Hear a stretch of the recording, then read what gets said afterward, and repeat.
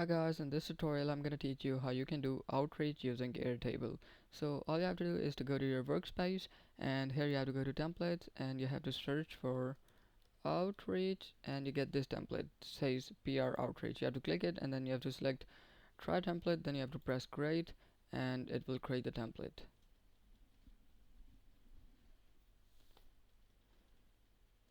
Alright guys, so once the template is set up, as you can see, it has created a lot of views for us, and it has created PR outline, outreach pipeline, outreach grouped, outreach ungrouped, Harper's PR outreach, Jordan's PR outreach, and we can basically add all our colleagues here and whatever. So we can add the outreach, we can add press pitch. We have a lot of fields or columns like targets, type of pitch, publications.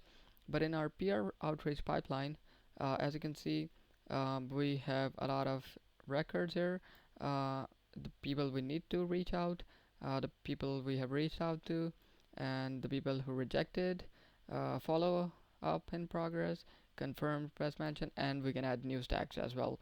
So this template can be used to manage or do outreach. I hope this tutorial was helpful.